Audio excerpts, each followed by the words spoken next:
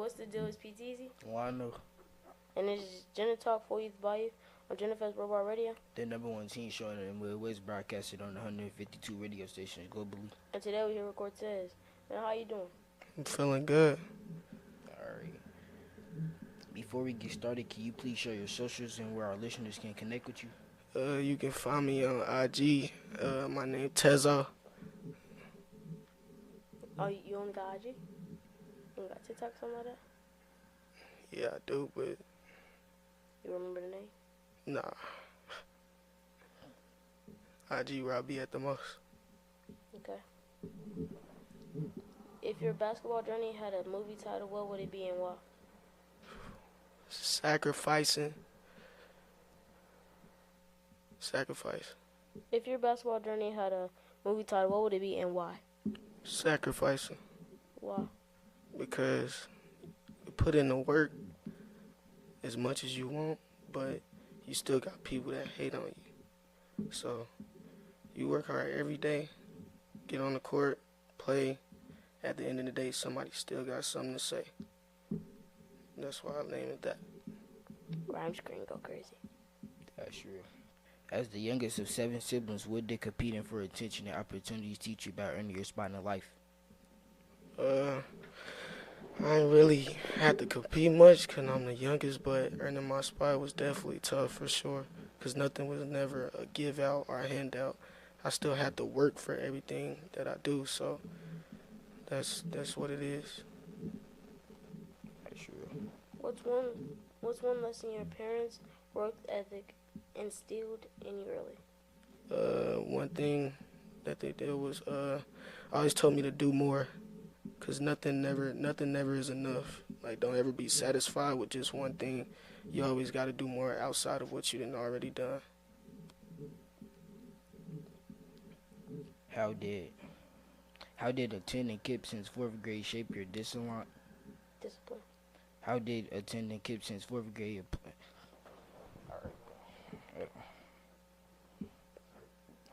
Yeah. How did attending KIPP since 4th grade shape your discipline in both in your classroom and on the court? Patience. Gotta learn a lot of patience. I've been there since 4th grade, so it's a lot of stuff that goes on inside the school, and I'd rather just have patience towards certain type of stuff in the school. And on the court, I gotta learn to have patience as well, because sometimes you gonna mess up on the court, like you know that, but you can't just flip out. You gotta have some type of patience, or else, because if you flip out and you the leader, then everybody else is gonna flip out too. So you gotta learn to have patience. That's true. What's your very first memory of touching a basketball? Very first memory was when I was probably in preschool and I played with the Bearcats. That's the first time I've ever touched a basketball. Bearcats playing at Bethany. Did you play any other sports before locking in on basketball? Yeah, definitely. I played football when I was younger for about a few years, and then I just stopped and focused on basketball. But outside of that, that's it. I've been a straight hooper. What position did you play? Play running back. Cool. Be honest, who wins in a one-on-one in your family, and who talks the most trash? Me. I'm winning the 1v1, but the person that talked the most trash is definitely my brother, for sure. But I know for a fact I'm winning the 1v1. Your brother the same grade as you or you younger? Nah, my brother's older than me. When did you realize you naturally a playmaker and not just someone trying to score? When I had college coaches looking at me and telling my pops that he's a pure playmaker and I didn't have to score at all. You got any D1 offers? Nah, not yet. Any D2 offers? Nah, not yet. I got some stuff though, for sure. I got a few visits on the way. Recording over 200 assists in a single season is historic. What does making other better mean to you personally? Say that question again. Recording over 200 assists in a single season is historic. What does making others better mean to you personally? It means a lot because not only are college coaches looking at me because I'm passing the ball and I can control a team, but they looking at other players too that know how to play off the ball and know how to get to their spot on the play and they can score the ball. So it means a lot. What did that Missouri Class 3 state tournament run teach you about pressure? It taught me a lot about pressure because you playing on a college court. You're not playing on no regular high school court and none of that. You're playing on a college court. Like, we literally played at Mizzou. That's probably the craziest thing I ever did in my life. What sacrifices did people not see during the breakout junior season? The sacrifices they didn't see was definitely me getting in shape. My sophomore year, I was chubby, bro. So my junior year, I definitely had to lose weight. So I had to make sacrifices. I had to run the hill every day. Even if it was hot, I ran the hill. So that's what they didn't see behind the scenes. Did you have any people run the hill with you? Or did it just Nah, it was just me in a weighted vest.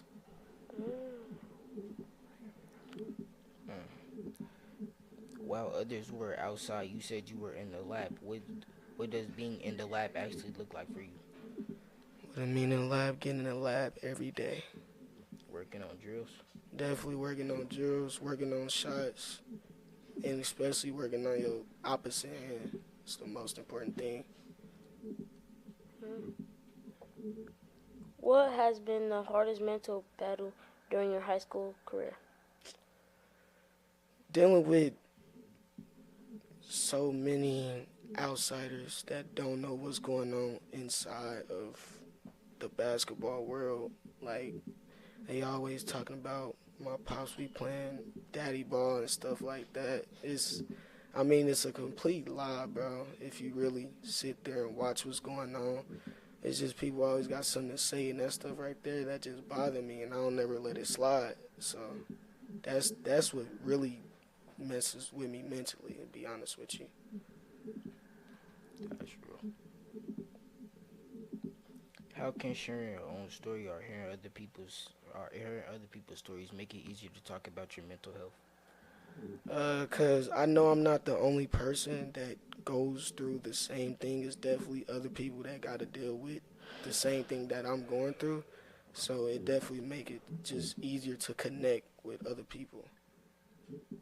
Playing for your father, Coach Chatmon, what's the best part about Dynamic?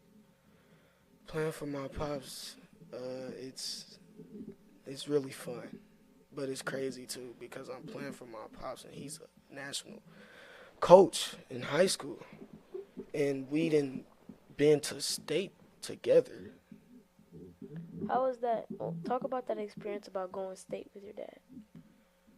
It was definitely a crazy experience because me and him done been through so much from when I was young, and we always been through a lot of tournaments and stuff like that.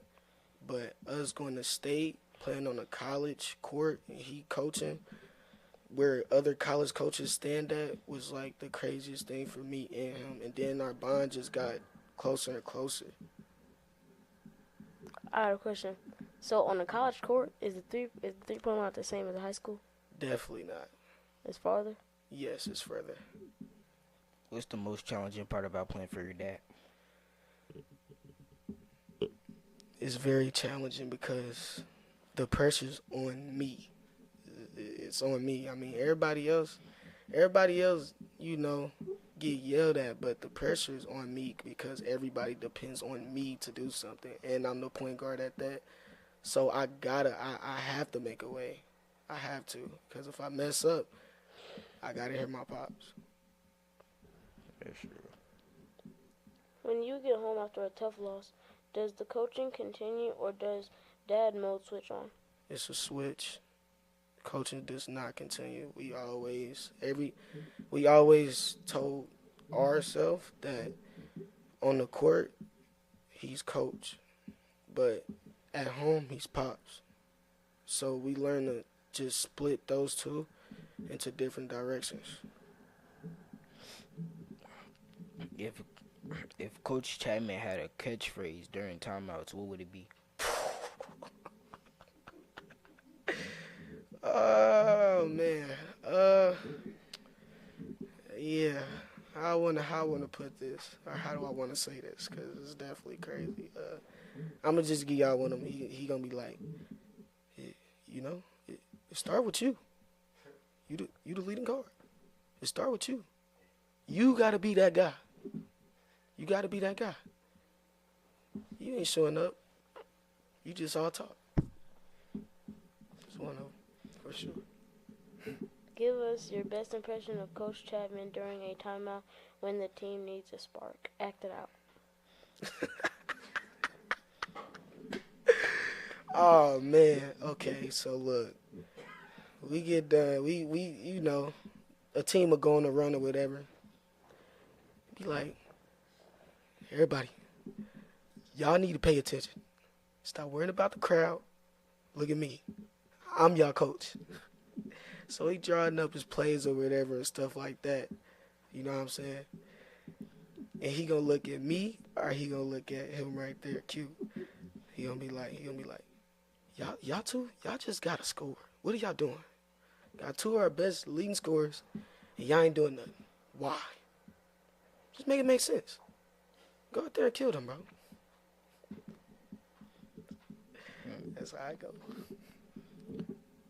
What's one moment where you realize I belong in these bright lights? I want to say when I was young, I believe my first out-of-town trip was Wichita, I think. And we played some of the top teams at, like, the younger age or whatever that. We played some of the top teams, and I completely killed. And once I realized I can do that, and I just gained the confidence from there on to just kill. So fast forward to now, we got into Mizzou. Yeah, I wasn't as nervous. I'm gonna be honest with you. I was more of excited than anything than nervous because I done been through so much adversity at a young age. What's one moment, what does leadership look like for you on the top of 2025-2026 KIPP Legacy team? Leadership is communication. Putting people in the right spots on the court. If somebody going through something off the court, I gotta talk to them. Or we watching film and stuff like that. I gotta look at myself, but I also gotta look how I'm reacting to certain type of stuff. Like if ref make a call, I get mad. I gotta watch how my body language is. Because if my body language is bad, then everybody else's body language is bad. So it's definitely that leader role is definitely tough. Do you see yourself more vocal leader or someone who leads by example? Both. I see myself as both. Definitely both. Because I can lead by example where I have to show somebody where they got to be in that spot, and I'll play their spot for them, and then they actually get the rep down. Or if I gotta lead, just be regular, I just communicate. Who inspires your style of play the most and why? Actually, my older brother. He definitely do because he the one that taught me how to get through the lane, play off 2 feet, worked on my left hand. Like, he helped me with everything. And then I saw him playing growing up, and it just made me want to keep going. In your opinion, who is the GOAT in basketball history? What separates them? Who's the GOAT? I'm gonna give you one. Don't say nothing trash. Steph. Steph's definitely the GOAT. Steph's definitely the Gave you GOAT. one. I know all y'all You didn't love. I know all y'all love LeBron and all of that. Steph's definitely. He's my GOAT though. Legacy. Steph is my GOAT. All right. Steph changed history, did he not? Nope. So when Steph started shooting threes, was everybody else not shooting threes? Klay Thompson. Yeah, we know what type of person you is. I mean, Klay Thompson holds the record, don't he? We know what type of person you He is. hold the Klay record, don't Thompson does not hold the record for three-pointers, my boy. It's definitely Steph. I'm talking about in a game. Yeah, he's talking about in the game. I'm talking about career total points, my guy. Well, he been there longer than Klay. I ain't trying to hear that. It's all right, bro. You a hater, bro. You a hater. You a Curry Talking hater? about Steph over LeBron or Kobe I never or said MJ? that. I never said that. I said who my GOAT was. Are you a Curry hater? Yes. Yeah, I can definitely tell. If it's over LeBron, yes. That is insane, bro. Listen, bro. Over LeBron? Listen, bro. You must not know. Y'all, you know what? Y'all hate on Curry because he stopped LeBron from getting rings. Truth? Nope. Cap. Nope. Cap. He stopped Curry from getting rings. Cap. Curry lost. I get it. Yeah. He lost. LeBron did too. But don't sit here and try to LeBron's play like Curry's is not that guy. LeBron. Okay. I'm Steph all the way, bro. That's my GOAT. LeBron can be your GOAT. What's one classroom lesson that translated directly onto the court? Discipline. You gotta have discipline in school. Can't be getting in trouble because that'll go on your records and you wouldn't even know it. And also, college coaches look at that type of stuff too. So if you think you just getting an offer, you're not just getting an offer. They looking at everything else outside of that because the first thing they ask him, my pops, what's his grades look like? And it's all about your grades. So if you don't have that right, then you're not going to play. So I have to transfer that over into the court too, because how you act in the classroom is how you act on the court, and you got to show discipline in both. How has staying at KIPP for nearly a decade shaped your identity? Loyal, because I never left. I never switched up. I never thought to leave or go to a different school and try to fit in. And I don't really want to do that because I already fit in with the people that I already know. And I'm not about to leave just because somebody else left. Like, that's not me. So I'd rather stay where I'm at and then just to enjoy the atmosphere. Mm-hmm. What's one moment in high school that matured you as a young man? Actually, the moment's about to come up, and that's graduating. Because I'm about to leave high school, so I gotta go into college. I'm not gonna be with my pops and my dukes no more, so I'm gonna be by myself. So I gotta learn how to do stuff on my own and carry myself and stay out the way. If you could tell adults one thing about your generation, learn and support each other, what would it be? We support each other by not hating, or we just hang around each other. Like, hang around the people that you know that's cool or that's not gonna get you into no type of trouble. So it's best to just stay around like a close circle of people that you know that's cool, and we end up helping each other with certain type of things outside of what we got going on, no matter if it's in school or outside of school. So that's mostly like what we do. Have you felt overlooked? How did you handle it? Been overlooked my whole life just because I'm short. So, I'm not no 6'5", 6'7", 6'8". I'm not none of that. I knew you was gonna do that, but I'm not none of that. So it's like I have to be perfect. I have to dang near be perfect. Like, everything has to be right. It can't be a slack. Like, I can't be lazy, because if I'm lazy, then somebody else is getting better than me, or somebody else is doing whatever they want to do just because they got this or they got this type of fame and stuff like that. And I don't got that, so I just got to work harder. It's like being an underdog. How tall are you? 5'9". That's average height or a little below average height? Below. I said average. I said average height. Below. What you mean pause? I said average height? How was that pause? Now if I said average length, that would have been crazy. But I said average height. Oh my God. Yo. Is that average height? Hey. Yo. Wait, Yo. I said average height. Yeah. I said average. I said I don't even think that's PG. height. What does Kansas City basketball culture mean to you? It means a lot because going back to that question you asked how I get overlooked, I'm from Kansas City, Kansas, so it's not many people that's looking at our players like at all. Kansas City, Kansas, and Kansas City, Missouri. It's hard to get looked at when you in a small city and not everybody recording you. You're not getting the exposure that you want. So really, we just gotta, that's why we travel, to get the best exposure, get film out there and stuff like that. What would your siblings say is your greatest strength? Manipulation, for sure. Why? Why?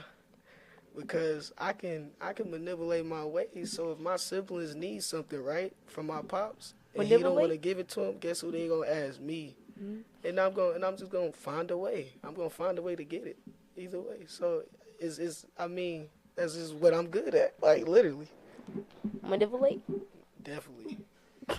Manipulate. Definitely. Manipulation. Manipulate. She said manipulate. Manipulation, bro. Manipulation, same thing, cuz. What drives you on proving people wrong or proving yourself right? Yeah, I like to prove myself right for sure. Because it's like I struggle to do something and then I'm going to keep doing it until I get it right. Because I wanna be able to just have it down, like have it done. So basically what you're saying, when you prove other people wrong, you proving yourself right. Definitely. What advice would you give a freshman trying to earn his role? Advice would I give a freshman? Be patient and do the little things that the coaches need you to do. Don't try to be this big star or don't try to do too much. Like, just do the little things, like play your role. Because if you're not playing your role and you trying to be somebody you're not, then you're never going to get no minutes. 10 years from now, what do you hope people say when they hear Cortez Chatmon? He's one of the best point guards in Missouri that ever stepped on the floor. That's definitely what I want to hear.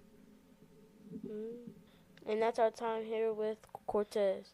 We appreciate you and thank you for sharing with us. Cortez, before you go, once again, can you please share your socials? You can find me on IG at Tezo. That's where I'm at the most. I'm PTZ. I don't know.